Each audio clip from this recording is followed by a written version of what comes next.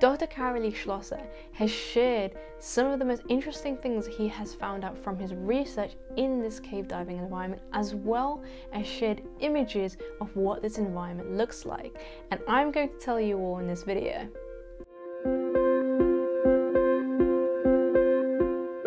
So I've been caving before, and it's one of the best experiences of my life. I've actually experienced going into a wet cave and a dry cave, and once I had to enter a cave from the ceiling and climb down without even being told that I was entering from the ceiling. I actually thought that we would be entering through a tunnel and reach the surface. So it was only until I got to the end of the tunnel, looked down and realised it was about a 5 to 6 metre drop that I would have to climb down, and that there was quite a height below me if I hadn't climbed out properly. Yeah, it was one of those experiences which taught me how to deal with something that is unexpected, as I mentioned in my previous video, and a skill that is required to become an analog astronaut, so hopefully this should help me in the future. Now this is what the cave diving environment looks like.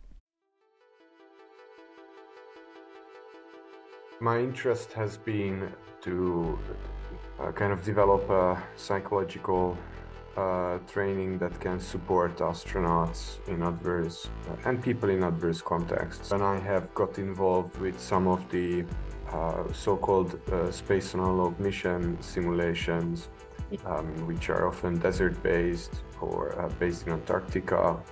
My main criticism against this scenario was that they are not realistic enough. They run out of time. It's not like they are run out of air. So I wanted to create a scenario where I could actually study where people actually have to take these potential threats into account in their daily activities, same like astronauts would.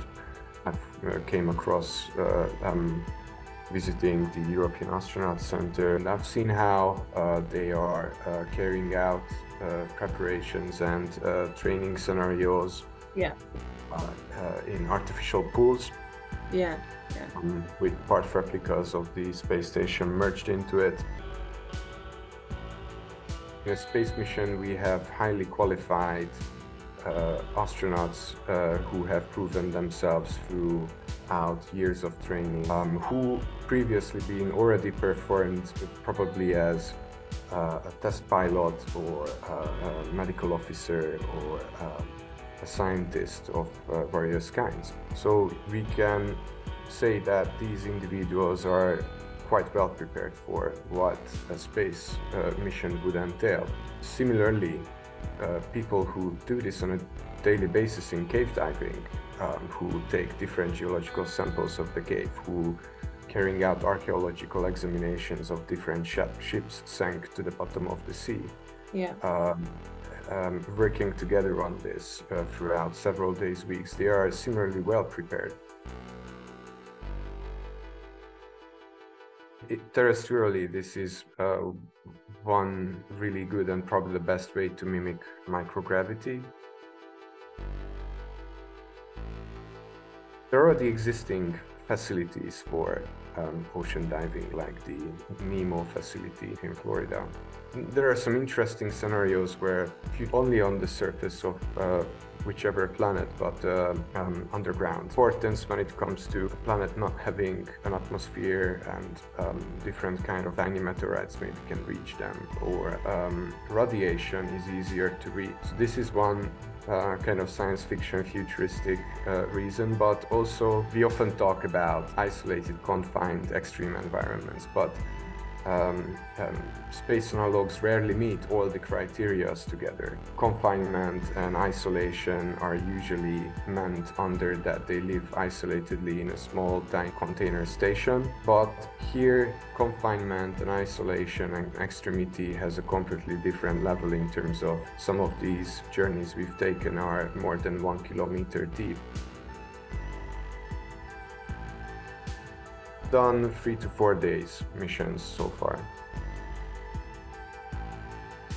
It's the whole floating and the buoyancy, floating in water, how you keep up buoyancy in a very narrow passage. How do you keep up momentum if you bump into something that will modify your traction? Whether they are carrying out something underwater for the purpose of a small experiment. You know, you can just go back to the station and then pick up something that you forgot there, because it takes time. That means you use up oxygen, that means you use up your resources.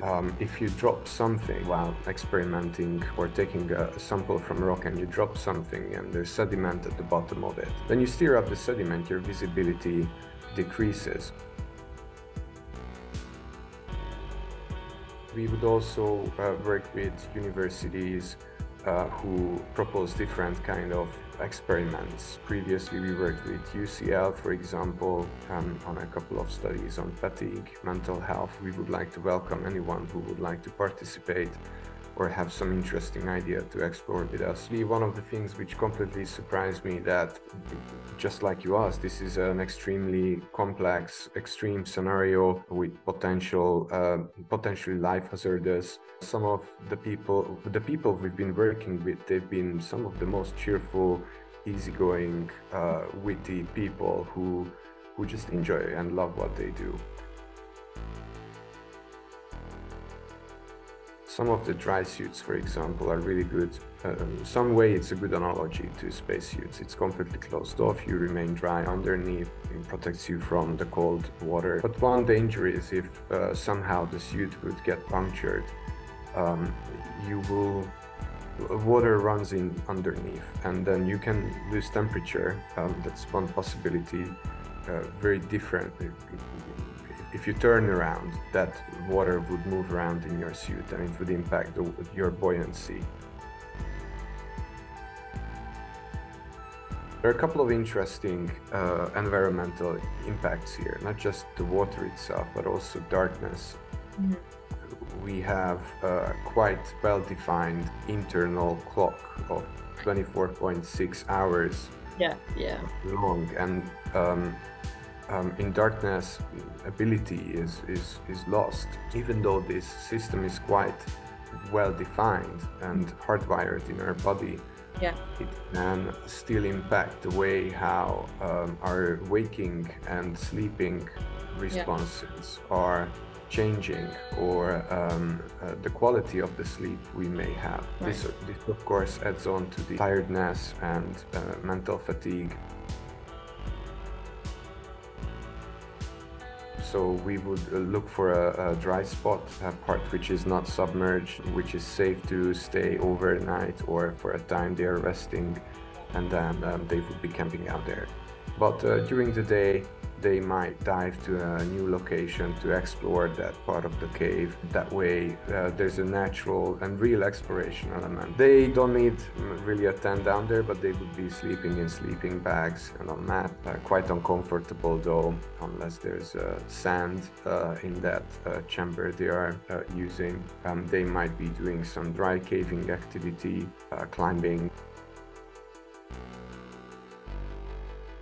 This is already open for scientific or industrial collaborators, for people to be able to participate in the cave diving part. As a diver. This is a long process, and for those people I recommend to get in touch with us, and they may be able to train with our divers in the future. Potentially it can take years. Thank you guys so much for watching. I hope this builds on your knowledge on Analogue Astronaut missions and builds your excitement to one day wanting to apply. Please let me know what you think in the comments below. Don't forget to like, comment and subscribe, and hopefully one day I will see you in space.